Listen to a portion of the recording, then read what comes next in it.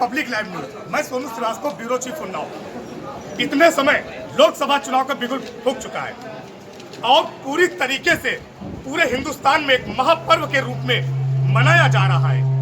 होली का पर्व भी बीत चुका है और ऐसी स्थिति में उन्नाव जनपद में सफीपुर कस्बे में सौरभ वाजपेयी राजा बेटा, जो नगर पंचायत अध्यक्ष के पति भी हैं, और उनके नेतृत्व में यहाँ पर उन्नाव जनपद से 6 बार लोकसभा का प्रतिनिधित्व करने वाले, अपनी बेबाक आवाज से जानने वाले, हमेशा विपक्ष के ऊपर अपनी वाक्पटुता से तीखे प्रहार करने वाले और उन्नाव जनपद से लगातार तीसरी बार भारतीय जनता पार्टी की अपेक्षाओं पे खड़े उतरकर तीसरी बार पुनः टिकट लेकर भरोसा जीतने वाले साक्षी महाराज जी की मैं बात कर रहा हूं।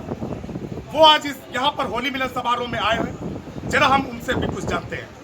महाराज जी, आप उन्नाव जनपद में सबसे पहले पब्लिक लाइव परिवार से आपको बहुत बहुत बधाई। बहुत बहुत धन्यवाद। यहाँ पर आप भारतीय जनता पार्टी से तीसरी बार चुनाव लड़ने जा रहे हैं।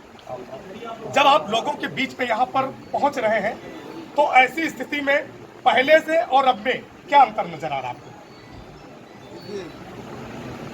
जैसा कि आपने बताया, मेरा राजनीतिक कार्यकाल बहुत लंबा है।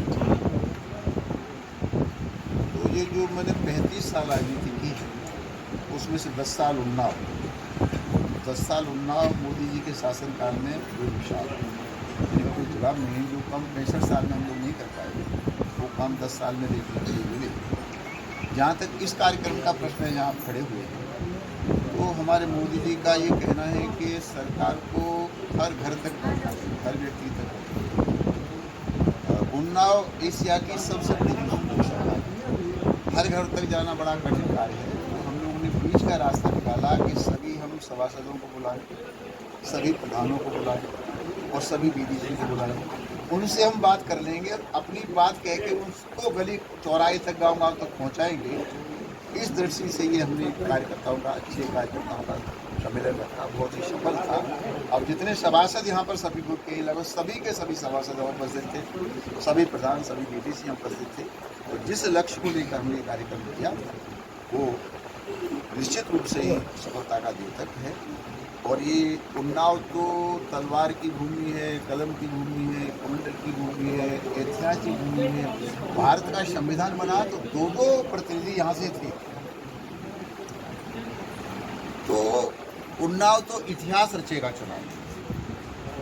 पहले तो टॉप 4 में से उन्नाव था, अब तो टॉप 2 में आएगा कि 3 में आएगा, पर आएगा। तो उन्नाव तो जीतेंगे ही। पर जो जनता का मैं मनोभाव देख रहा हूँ, मोदी के मन में जनता है, जनता के मन में मोदी है।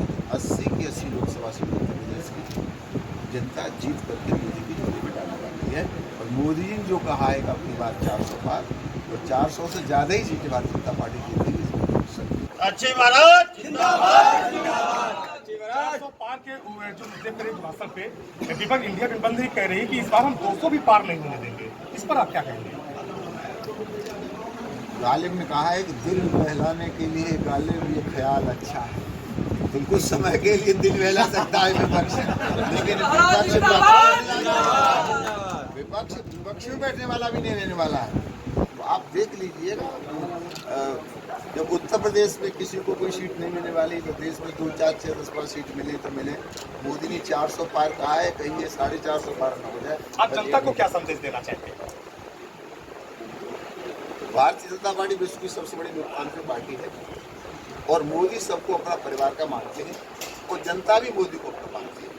तो जिस प्रकार से मोदी ने आत्मविश्वास के साथ सबका साथ, सबका विकास, सबका विश्वास, सबका प्रयास, सबका साथ इस नामक बिना भेदभाव के विकास किया है, तो हिंदू तो मोदी के साथ था ही। और इस चुनाव में मुसलमान बड़ी संख्या में मोदी के साथ खड़ा हुआ है। मैं सभी से मतदाताओं से रोमन नंबर 1 मतदान करें और नंबर 2, अगर मोदी जी ने, योगी जी ने, साक्षी महाराज ने बिना भेदभाव के आपकी सेवा की है तो मोदी को जाना चाहिए। इतना बता। यहाँ पर सौरभ वाजपेयी राजा बेटा जी की भी उपलब्धि है, जरा हम कुछ उनसे भी कहते हैं। आप चैनल की तरफ से आप क्या संदेश देना चाहते हैं?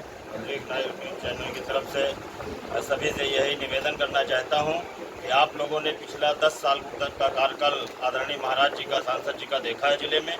आप महाराज जी की बेबाक आवाज़ रही है और इनकी कार्यशैली ऐसी रही है कि इनका कोई विरोध नहीं है।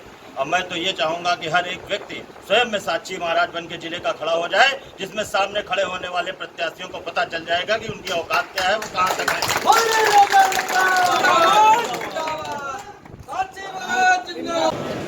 नमस्कार, आप देख रहे हैं